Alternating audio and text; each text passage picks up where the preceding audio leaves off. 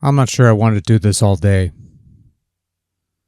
Did anyone understand that reference? That was a reference, everyone. Did you understand the reference? Okay, nobody's gonna get that.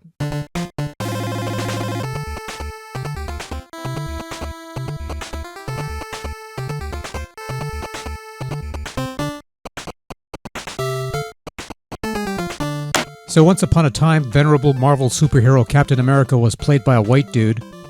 A white dude who also used to play the Human Torch in a prior life. I heard that turned out quite fine, but enough about that crap that nobody cares about anymore. Speaking of which, here's Captain America Super Soldier, released in 2011 for Nintendo Wii from Sega and High Voltage Software. There's also a Captain America game for PS3, Xbox 360, as well as some handhelds, but we don't care about those because we don't have those. We have this. And also this was cheap, so there you go. Okay, so let's get this out of the way. This is a Wii game, so this requires the Wii Remote Nunchuck combination to play. No classic controller or GameCube gamepad support. So if those are your control preferences, you're pretty much shit out of luck here.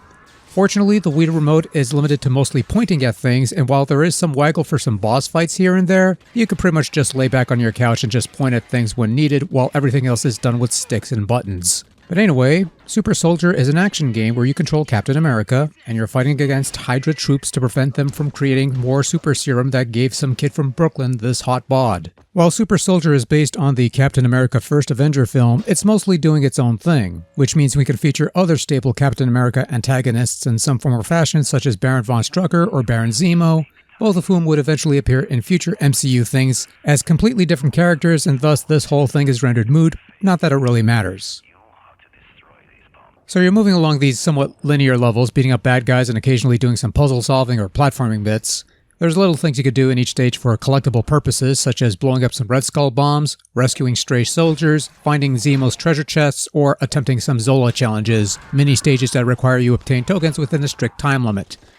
In regards to essential pickups, defeating foes or destroying objects will drop hearts and stars. Hearts to restore a bit of health, and stars to fill your experience meter that, when full, lets you select an upgrade to your abilities, which entails new moves, slight bonuses, or additional focus stars to your focus meter. Some of these may or may not matter because this is, after all, a button masher at best. So yeah, you beat up bad guys, mashing the B button on your remote to attack, occasionally tapping Z on the nunchuck to block or counter. All the action slows to a crawl as either a dramatic effect or mostly because the game is on the verge of dying on me, which hasn't happened yet, but still, it's kinda useful for dodging some long-range attacks and stuff. You can also throw your shield. Either point in a direction with your Wii Remote to aim your shield, or hold the C button on your nunchuck to enable focus mode, and use the pointer to pick out targets to strike in one single toss, depending on how many stars you have in your focus meter, of course. You could also block shots with your shield, using the pointer to deflect said shots in a general direction, which does or does not work sometimes, but usually holds out well. I mean, functionally controls are fairly responsive, most of the time at least, but anyway, here's the deal with this sort of game. You go from point A to point B, you beat up bad guys, you navigate platforming, you solve some puzzle segments, you sometimes get lost despite the arrow trying to direct you on where to go, you'll find some trinkets to add to the extras, lather, rinse, repeat for about 9 chapters. On the one hand, it works. It does what it's supposed to. On the other hand, after a while, it gets to be a bit boring and uninspired. I'm sure the slowdown effect seems like a neat idea on paper, and sometimes in practice it's not bad. It's a useful tool at times, but when it happens so often, it starts to grate a bit, and then I'm like, can we turn this off and just stick with the normal speed? Is it too much to ask? And I suppose it is. And hey, I'm not gonna lie, I like using the shield to deflect bullets back into stormtroopers, and using the pointer to redirect those shots is a nice touch. Stunning multiple foes or hitting multiple targets with a single shield toss using the focus is pretty sweet when given the chance. The platforming's a bit tiresome though, especially anything involving verticality or death pitch, which is most platforming bits in this game.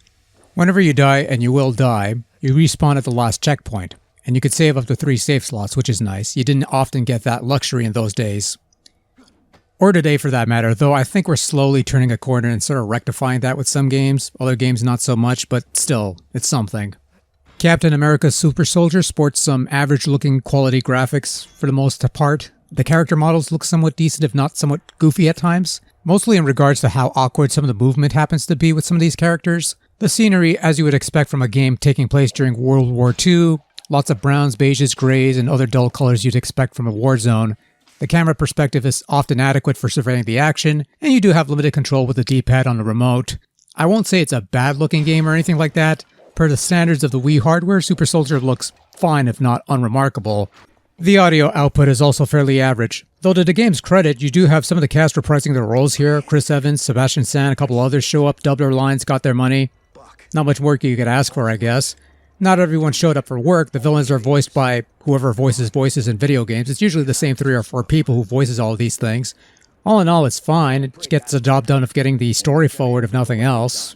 And you're not hearing it here because I turned it down due to potential content issues, but you've got some overly stock cinematic music that I think was just composed for the game. Or maybe it comes from a stock cinematic film score generator for whenever you need that in video games. I don't think you have any music from the movie in this thing, but whatever, right? It's just bland, boring wallpaper music that you hear in a lot of these type of games. Nothing special, really. You're not really missing out on much by not hearing it here. Overall, Captain America Super Soldier is your typical licensed dodge of the slightly above average vintage. To its credit, it's largely functional, it plays well enough, and admittedly there's fun to be had knocking out multiple Hydra soldiers with a shield that's somewhat satisfying, but ultimately you've got a game that's largely derivative of what came before, there's little substance to keep the player engaged for the long term, and like most licensed fare, once you've done all there is to do, whether it's the bare minimum of completing the main campaign or going after all the collectibles, Super Soldier ends up being obsolete, cast aside, and forgotten about. Regardless, if you like these sort of things on Wii and you can find a copy on the cheap, it's not bad, just not great either. It's just kinda sorta there.